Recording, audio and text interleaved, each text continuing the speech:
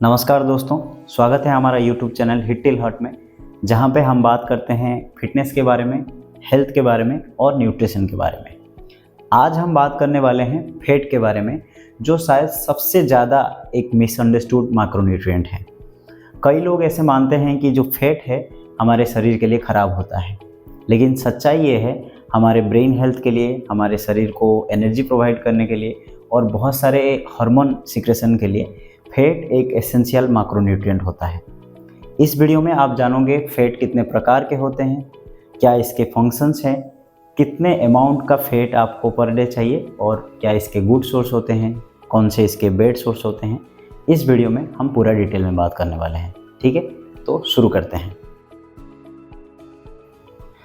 तो पहले हम बात करेंगे फैट के फंक्शंस के बारे में। फैट हमारे बॉडी में क्या क्या काम करता है।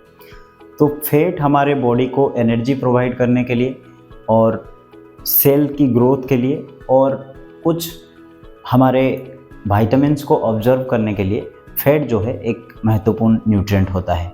विटामिन्स जैसे कि विटामिन ए, डी, के, ई, ये सब। और फैट हमारे बॉडी का टेम्परेचर को नियंत्रण करने में मदद करता है।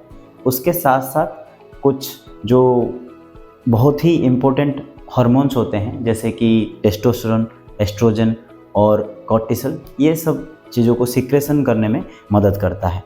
टेस्टोस्टेरोन और एस्ट्रोजन के बारे में लोग जानते हैं, आप लोग भी जानते होंगे। ये हमारे मेल और फीमेल का सेक्स हार्मोन होता है। कॉर्टिसोल जो है वो बेसिकली जो स्ट्रेस रिस्पॉन्स हार्मोन होता है और बहुत सारे महत्वपूर्ण हमारे बॉडी के जो प्रोसेस होते हैं उसको रेगुलेट करने में कॉर्टिसोल हेल्प करता है। और जो हमारा ब्रेन है उसका करीबन 60% हिस्सा जो है वो फैट से बना हुआ है।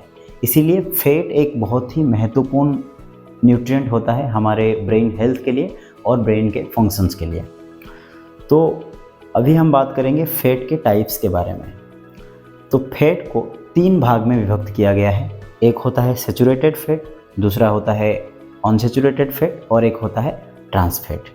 ठीक है, तो सैचुरेटेड फैट की अगर हम बात करें तो सैचुरेटेड फैट जो है वो एनिमल प्रोडक्ट्स में पाया जाता है, जैसे कि मीट हो गया, डेयरी प्रोडक्ट हो गया और कुछ जो ट्रॉपिकल ऑयल होता है जैसे पाम ऑयल हो गया, कोकोनट ऑयल हो गया, ये सब में जो सैचुरेटेड फैट है पाया जाता है।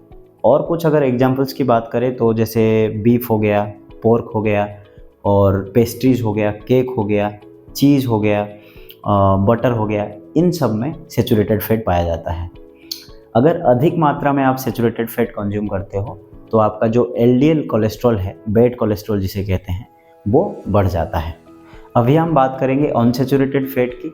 अनसैचुरेटेड फैट जो है वो मोस्टली जो प्लांट बेस्ड फूड होते हैं उनमें पाया जाता है और कुछ फिश में पाया जाता है जैसे कि ट्यूना हो गया, सैमन हो गया, इन सब में अनसैचुरेटेड फैट पाया जाता है।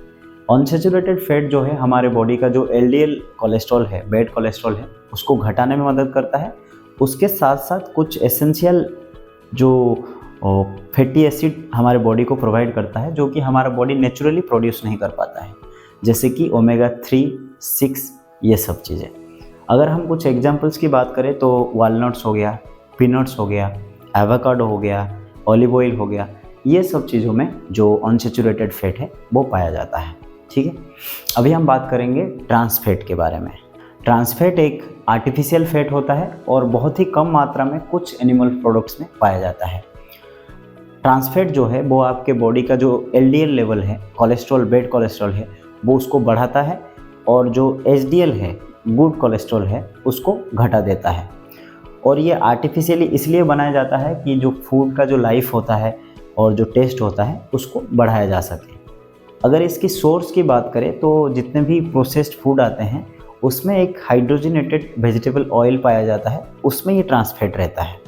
या फिर अगर कोई भी फूड हो उसको अगर तेल और मसाला लगा के अगर डायरेक्ट आग के साथ कांटेक्ट किया जाए तो जो ट्रांस फैट है वो क्रिएट होता है। एग्जाम्पल के तौर पे एक डिश की बात करेंगे तो जैसे कि एक शौरमा करके एक डिश है जो कि आग के साथ डायरेक्ट जलाया जाता है और फिर उसको कुछ करके खाने के लिए देते हैं, जो कि जिसमें कि ट्रांस फैट बहुत ज़्यादा होता है।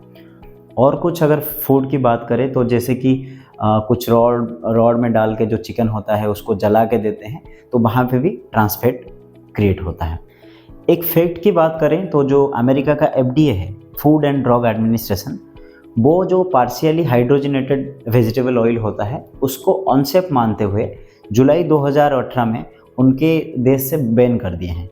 अभी कोई भी जो मैन्युफैक्चरर है उनके देश में ट्रांस फैट जो होता है या फिर जो हाइड्रोजनेटेड वेजिटेबल ऑयल होता है उसको प्रोडक्ट में यूज़ नहीं कर सकते हैं। लेकिन हमारे कंट्री में जो है वो खुला छूट मिला हुआ है, ट्रांस फैट दबा के डालते हैं वो प्रोडक्ट्स में। आप अगर जो न्यूट्रिशन वाला जो पार्ट होता है उसको अगर आप पढ़ो थोड़ा सा तो आप देखोगे वहाँ पे लिखा हुआ आता है कि ट्रांस फैट जो है 1 ग्राम 0.5 ग्राम कुछ ना कुछ जो अमाउंट है वो डालते हैं ताकि जो फूड का जो टेस्ट है वो बढ़ सके, फूड का जो लाइफ है वो बढ़ सके, और बहुत सारे कारणों के लिए जो ट्रांस फैट है वो डालते हैं वो लोग। ठीक है, अभी हम बात करेंगे कितने अमाउंट का फैट जो है आपके बॉडी को चाहिए, अर्थात पर डे आपको कितने अमाउंट का या फिर कितने ग्राम का फैट जो है आपको चाहिए। इसके बारे में बात करने से पहले मैं बताना चाहूँगा 1 ग्राम फैट में जो है 9 कैलोरी के करीब होता है। ठीक है, तो आपका जितना कैलोरी रिक्वायरमेंट होता है उसका करीबन 20 से लेके 35% जो है कैलोरी जो है वो फैट से आना चाहिए, और जो सैचुरेटेड फैट है वो 10% से कम होना चाहिए। लेकिन जो अमेरिकन हार्ट एसोसिएशन है वो ये रिकमेंड करते हैं कि जो सैचुरेटेड फैट है वो 6% से भी कम होना चाहिए, क्योंकि उसके कारण जो है बहुत सारे कार्डियोवास्कुलर डिजीजेस देखने को मिलता है और बहुत सारे समस्या देखने को मिलता है। इसीलिए वो रिकमेंड करते हैं कि 6% से भी कम होना चाहिए सैचुरेटेड फैट। अभी जो मैं एक्सप्लेन किया सैचुरेटेड फैट क्या होता है, उसका सोर्स क्या क्या होता है, तो वो 6% से भी कम होना चाहिए। ठीक है, तो ये सब चीज़ों को ध्यान रखते हुए फैट कंज्यूम करना है। फैट एक एसेंशियल न्यूट्रिएंट है, सही तरह का जो फैट है वो कंज्यूम करना है। मोस्टली जो अनसैचुरेटेड फैट है उसको कंज्यूम करना है, और जो ट्रांस फैट है उसको जितना हो सकेगा आपको अवॉइड करना है। ठीक है दोस्तों, आशा करते हैं आप सब लोग ठीक होंगे। ऐसे ही और इन्फॉर्मेटिव वीडियो देखने के लिए हमारा जो यूट्यूब चैनल है हिट टिल हॉट उसको सब्सक्राइब करें। बहुत बहुत धन्यवाद।